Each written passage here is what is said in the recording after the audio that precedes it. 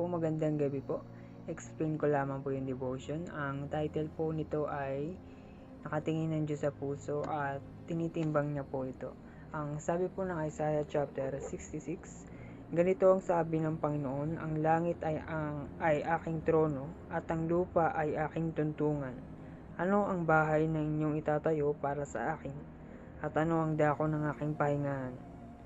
Sapagkat lahat ng mga bagay na ito ay nilikha ng aking kamay. Kaya't nangyari ang lahat ng mga bagay na ito, sabi ng Panginoon. Ngunit ito ang taong aking tinitignan o titingnan. Siya na mapagkumbaba at may nagsisising diwa at nanginginig sa aking salita. Alam niyo po, hindi daw nakatingin ng Panginoon dun sa nagawa natin para sa Kanya at sa mga ginagawa natin para sa Kanya. Halimbawa, ini-impress natin ang Diyos sa pamamagitan ng mabubuti nating nagawa at yung pagpapatayo natin ng building o ng malaking simbahan para sa Kanya o kaya naman yung kasipagan natin sa paglilingkod. Ang Panginoon po nakatingin po sa puso, sa motive ng bawat tao. Ang gusto niya, ikaw ay naglilingkod, ikaw ay gumagawa ng mabuti dahil mahal mo siya. Dahil ang utos ng Panginoon ay mahalin mo siya ng buong puso, buong isip, buong kaluluwa at buong lakas. At pangalawa ay mahalin ang kapwa kagaya ng pag-ibig natin sa sarili natin. Nakatingin po siya sa motives ng ating puso.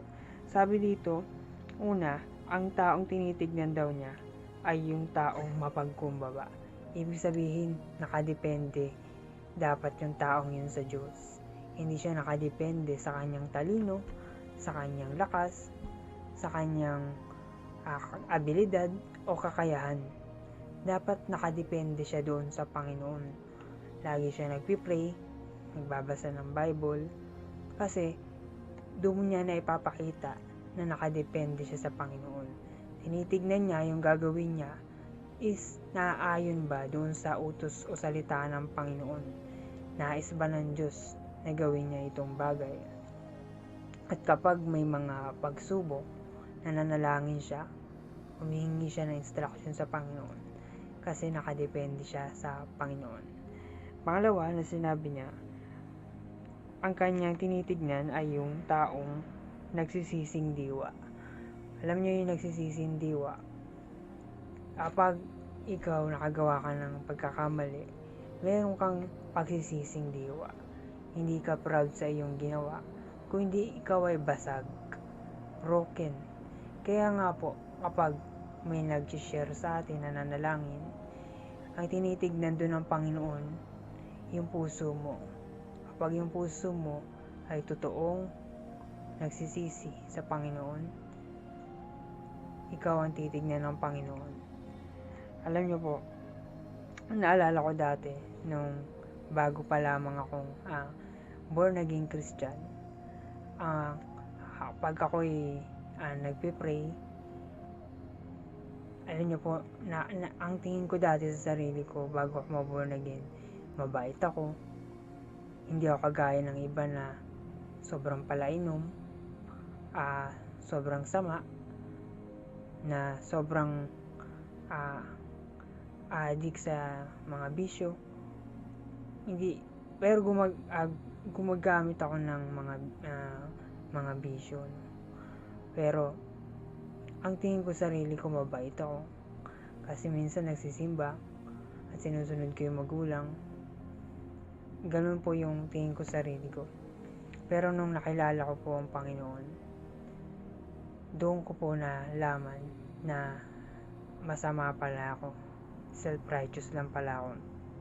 At nakita ko yung ibang Kristiyano na humble, mapagkumbaba, hindi kagaya ko na proud.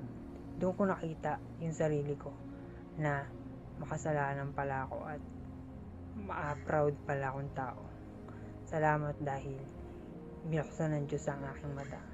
Dahil doon, yun po yung kinalulugdan ng Panginoon, yung taong may pagsisisi, hindi yung proud.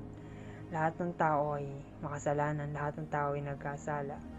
Pero ang tinitignan ng puso, tinitignan ng Diyos ay ang puso natin kung ito ay umaamin, nagpapakumbaba sa Panginoon. Sumunod naman po, ang sabi dito ay yung taong nanginginig sa kanyang salita. Kapag ikaw po ay na-born again na, ikaw po ay nakakilala sa Panginoon, kinakailangan mo pong lakaran yung iyong pagkatawag sa Panginoon. Gusto ng Panginoon di ka manatili doon sa pagiging baby Christian. Gusto niya, kilalanin mo pa siya sa pamamagitan ng pagbabasa at pakikinig ng salita ng Diyos at pananalangin. Dahil dito mo makikita yung mga bagay na ayaw pa niya at gusto niyang baguhin mo pa. At para magkaroon ka ng takot sa mga bawat desisyon na gagawin mo sa buhay. Dahil ang Panginoon, nung ikaw ay nagpakumbaba at tinanggap mo sa iyong puso, ay tumira po sa iyo. At nakatira na siya sa iyong puso, kailangan matakot ka sa bawat ikikilos mo. Dahil meron kang relasyon sa Kanya, ayaw mo siyang masaktan dahil mahal mo siya at nire-respeto mo siya. Amen? Sige po.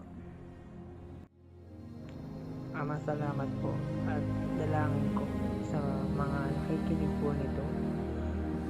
Maging lakas ka po nila, Panginoon, araw-araw. Maging guide ka po nila. Magpadala po kayo ng libo-libong anghel upang sila protektahan. Panginoon, dalawin niyo sila sa kanilang panaginip. Baguhin niyo ang kanilang puso. Mangusap po kayo sa kanila. Bigyan niyo sila ng liwanag at pag-asa. Bigyan niyo sila ng instruction. Panginoon, Ikaw ang aming pag-asa. Salamat po, mahal namin Diyos, sa pangalan ni Jesus. Amen.